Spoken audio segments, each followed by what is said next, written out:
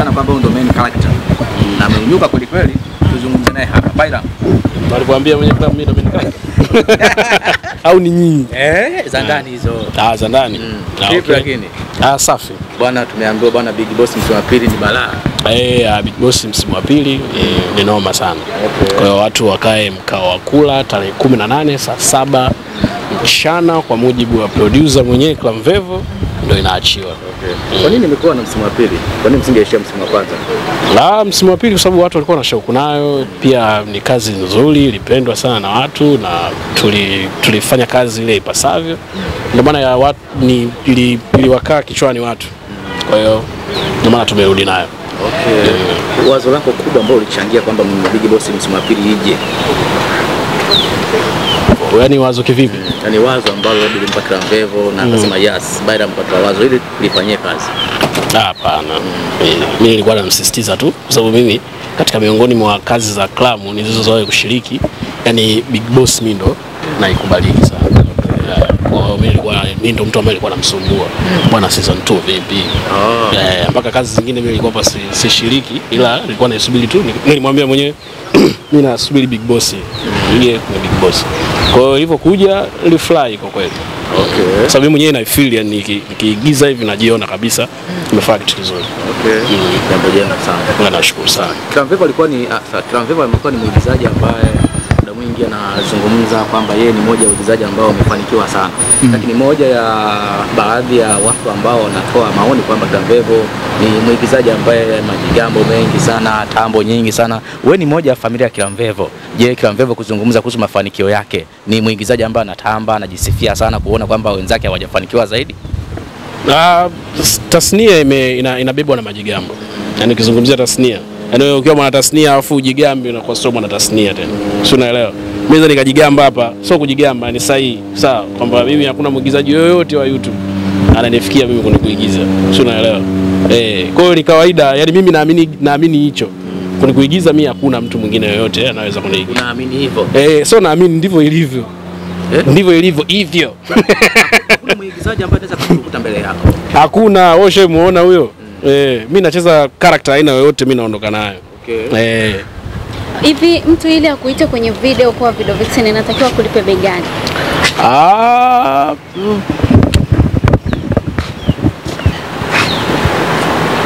Kwa mfano kama nimeshoot juzi na Yami, yes, alinipa kama milioni 3.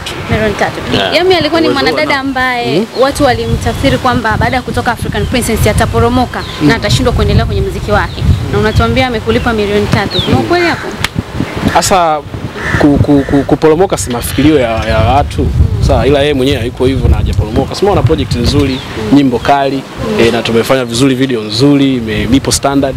Hivyo kwa hiyo maana budget yake ikawa nzuri. Sawa, asante na muda. Sawa, Baila, mimi nataka nifahamu kitu kimoja. Content zako ambazo unazofanya mara nyingi watu kwenye comment bana tafsiri kwamba Baila ni mtu wa mapenzi na yule sister ambaye mara nyingi sana huwa mnafanyaga content wote Instagram mnazipakia, TikTok pia mnazirusha, wanatafsiri kwamba ni content zile za kila siku tu za mapenzi. Unakutana hizi comment na labda neno lako kuambia watu ambao nasema kwamba nyinyi content zenu ni aina moja tu za mapenzi na nini? Kitu chochote ukiona watu wanakipinga sana kwenye sanaa ujue wanapenda hicho. Sawa, ndio biashara yani ilipo huko. Sawa, yani biashara yote inatazamwa afu watu comment, si mtu anajinani tu anajikomentia tu. Alafu watu wengi wa kuni industry wakiona mtu unaenda kwenye engo fulani basi anaanza kama kukupunguza hivi. Sio, unanielewa? Lakini ni kazi tu, unajua pasipo na mapenzi sisi tusingezaliwa. Kwa hiyo mapenzi yapo tuacheni tuyazungumzie, tuyaigize. Wapi? Kupiga nini ngoma? Yule ni mdogo wangu tunaigiza. Hamna, Salaima jamani, Salaima ni mdogo wangu, ni binti tu mwenye kipaji kizuri sana, anajua kuigiza hivyo. Big time sana Baila. Kwa utulivu. Kiwepo mambo ni mengi sana na watu wameconcentrate kwenye upande huo sana. Labda wewe kwa upande wako haujaiangalia hii au umeiangalia na umejua jinsi gani ambavyo utawaweka sawa mashabiki zetu? Kwa upande wangu nadhani swala la kuachia mimi movie halihusiani sana na siasa. Kwa hiyo siasa itabaki kuwa siasa na movie tabaki kwa movie. Tuna mafans Kenya, tuna mafans Uganda, tuna mafans sehemu tofauti tofauti pia, wao kwa hamna siasa. Kwa hiyo kwa kuwatazama wote tumeona tuachie kipindi hichi. Hapo kwenye Big Boss niliona pia uliposti pia kwenye kurasa yako ya Instagram umeenda nje ya nchi pia kushuti movie ya Big Boss. It means inakwenda kuwa ni movie yako ya pili. Nirekebishe hapo. Sikwenda mwenyewe, tumeenda. Umeenda. Wangapi mmeenda? Tumeenda watu kama 8. Kama shingapi hivi mmoja? Ni pesa nyingi sana kwa sababu hata kwenda sisi tufikia Switzerland, na unavyojua Switzerland ni nchi ambayo wanatengeneza hela. Kwa hiyo kufika Switzerland sio rahisi. Hata visa zake kupata ni mchongo. Kwa hiyo tufika Switzerland, baada ya Switzerland tukaenda Germany, baada ya Germany tukaenda French Paris. Sasa unaweza kutazama ndani ya hiyo miji ambayo tumetembea na kufanya kazi, ukapigia kidogo bajeti zake katika hizo nchi tulizozipiga hapo. Ni gharama kama kutoka hapa mpaka Ulaya huko na gharimu takriban mamilioni 3 kwa mtu mmoja. So unaweza kuona kwa hao watu inaweza kugharimu kiasi gani. Hivi YouTube inalipa kiasi? Inalipa sana YouTube. Kwa nini nisilipe? Na kuna juzi kati tu hapo kuna moja kati ya YouTuber pia alifanya press na wanahabari na akazungumza akasema kwamba YouTube haitoshi kulipa. Aliingia ubalozi na moja kati ya kampuni na kwenye media aliposti hivi, na wewe ukaenda kudondosha comment ukasema muongo, YouTube inalipa. Watu wanakuwa wanachanganya, huyu anasema YouTube inalipa, mwingine anasema YouTube hailipi. Hao ni madogo ambao wanakuja kwenye YouTube, kwa hiyo wao ni wageni hawa vijana, kwa hiyo wana haki pia kwao kusema haiwalipi kutokana na audience zao, na kuta watazamaji wengi wanatokea Bongo, kwa hiyo ni haki yao kusema hailipi. Si unajua tena ndio watu wanakuwa wanaanza. Kwa maana nikamwambia muongo, kwa hiyo inawezekana yeye kwake ndio imlipi lakini sio kwa sisi wengine. Kwa hiyo watazamaji wengi wakitokea Bongo it means kwamba hata dola inakuwa ndogo. Bro, wewe mwenyewe ni YouTuber, unajua YouTuber tunalipa kwa CPM, kwa hiyo CPM ya Bongo na ya Ulaya na ya South Africa na ya wapi ni tofauti. It wao wanakutazama wengi ni wa Ulaya. Mimi natazama duniani. Ndio. Background nataka unisaidie kitu kimoja hivi.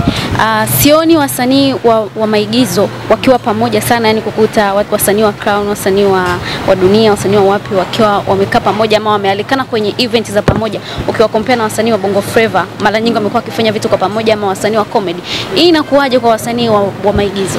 Unajua hii industry ya YouTube ni changa, kwa hiyo ndo inakuwa tumeona vijana wengi, madogo wengi wameanza kuibuka sasa hivi, nao pia wanafanya. Kwa hiyo nao pia tuone wametengemaa, ndipo tutaweza kuona hivyo vitu ambavyo kama wasanii wa muziki wamefanya, kwa sababu ukizungumzia kwenye muziki wasanii wengi sasa hivi wameshajiimarisha. Unakuta mtu anataka afanye hiyo press lakini hana sasa sehemu ya kuwaitia, anakuita kwenye nini sijui huko nini kwenye bata anakuita sijui wapi huko. Kuna mwingine hawezi kwenda, especially mimi siwezi ukaniita na nini kaenda. Ndio unioni kwenye hizo sehemu nyingi au mikusanyiko mingi ya YouTuber. Hivi kiwango chako kipo pale? Nakumbuka kuna interview moja ulisema kwa mwezi unaingiza zaidi ya milioni 80, kipo pale ama kimepanda sasa hivi kwa mwezi unaingiza zaidi ya hii milioni 80? Nisingependa kulizungumzia hilo kwa sababu YouTube iko hivi. Kuna muda nakaa, zamani kwa kila muda natoa kazi, lakini sasa hivi nimekwambia miezi miwili sijaposti kazi. Kwa ndani ya miezi miwili siwezi kupata pesa kama ninavyopata nikiwa nafanya kazi. Kwa hiyo iko hivyo. Ina maana kimepungua. Nikiwa sifanyi kazi kinapungua, nikifanya kazi kinapanda. Nakumbuka kwenye moja kati ya interview yako ya kitambo sana kipindi hiko unajitafuta, na juzi kati li trend ulimzungumzia Diamond Platnumz, ukasema kwamba mimi namkubali Diamond Platnumz nini na nini. Maneno yalikuwa ni mengi sana na juzi kati ikatrend. Ulikiona kile clip? Niliona ni the way watu wanajitahidi kutengeneza AI tu basi, lakini sijawahi kufanya clip ya design hiyo wala kuongelea ni clip ya design hiyo. Kiukweli ni shabiki wa Diamond, lakini nisingeweza kukaa na kuongea hivyo. Ni vile tu watu wanatengeneza AI. Kaka ile tunaona kabisa reality, huyo ni Clam Vevo anaongea. Kuna AI nyingi sana. Kipindi hiko kulikuwa hamna AI. Unajuaje kama unasema clip imeanza kutrend juzi, unasemaje kipindi hicho? Mimi mwenyewe nimeiona sasa hivi. Ile sura inaonyesha kabisa huyu Clam Vevo akitambo na kile miaka kadhaa nyuma alivyokuwa anajitafuta. Sijui mimi siwezi kufanya kitu kama hicho. So naona wewe unawezekana wewe ndio ulotengeneza hiyo AI. Ndio maana unanitaka mimi nikubali kama ni mimi. Sio mimi huyo. Hivi kwa sasa hivi kuna clip pia niliona hapa juzi kati tu hapa. Watu wanasema kwamba Clam Vevo sio comedian bali ni mwigizaji. Wewe unajiweka katika kundi gani, ama upo kote comedian pamoja na mwigizaji?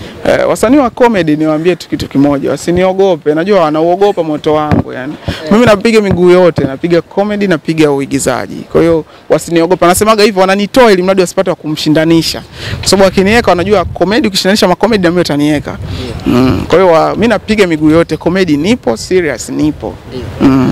Unatoa movie Jumamosi, lakini kuna movie ambayo pia watu wanaifuatilia sana inaitwa Dunia. Haikuogopeshi labda kwa sababu tangia ilivyoanza kuachiwa mpaka sasa hivi pia inafanya vizuri kwenye namba, zinapiga inafikisha mpaka milioni 1 huko, 800,000, 900,000. Haikuogopeshi movie ya Dunia unakwenda kuachia movie yako weekend hapa, haikuogopeshi?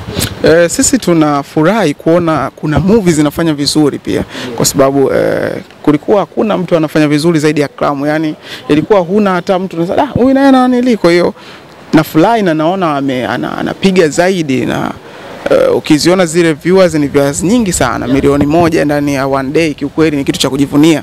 So nitakuwa ni mpuuzi nisipokuwa proud na hayo mafanikio kiukweli, kwa sababu anapofanikiwa mtu kwenye hii industry ndio unafanikiwa na wewe pia, kwa sababu kama yeye ameweza kupiga basi kuna mtu mwingine atakuja kupiga, na ndivyo hivyo YouTube ilivyo. Kwa hiyo hainiogopeshi sana, ndio imenifurahisha na kunitia chachu ya kufanya kazi nzuri. Hapo tujazie wakati ulivyoachilia Skitu, comment nyingi kwamba Skitu ilishindwa kuipindua Dunia. Nadhani hizo comment uliona na baadhi ya mashabiki wengi walizungumza hivyo. Sisi hatukuleta kupindua wala hatuji kupindua, kwa sababu siwezi nikaja nikajishindanisha na Dunia au nikaja eti nishindane na mtu yoyote YouTube. Kiukweli mimi sijaja kupindua, mimi nafanya kazi zangu siku zote. Kwa wala sikusema nakuja kutoa kazi kwa ajili ya kupindua kazi fulani. Kwa hiyo kazi zako naachia bila mashindano na mtu? Sishindani na mtu, kwa sababu tunaanzaje kushindana? Tunatakiwa tushirikiane ili tuweze kufika sehemu fulani game inapokuwa. Sasa tunasemaje tunashindana? Hivi kuna YouTuber anayekuogopesha sasa hivi? Sidhani kama kuna YouTuber ananiogopesha, kwa sababu watu wote wamekuwa wakinitazama mimi, sasa nakuwa namuogopa nani? Yani tuseme nimeinspire watu afu nianze kuogopa, nitakuwa ni mpuuzi. Na waangalia tu the way wanavyofurukuta basi, kwa sababu hata kutoka hapa mtu kwenda kushuti South itachukua miaka, kwenda kushuti Ulaya itachukua miaka, na nalijua hilo. Wa YouTuber ngapi ambao unakubali na kazi zao ambazo wanazozifanya sasa hivi? Nakubali watu wengi sana kiukweli. Kuna yule nani Kipala namkubali, Mwakatobe namkubali, Saramashi namkubali, Bailam namkubali. Wako watu wengi sana kiukweli nakubali. Nje ya crew yako. Hiyo ni crew yako, nje ya crew yako. Lakini sasa hivi hawapo kwenye crew na wao na crew zao unajua. Ndio. Lakini si ndio hakuna inaniuma sana.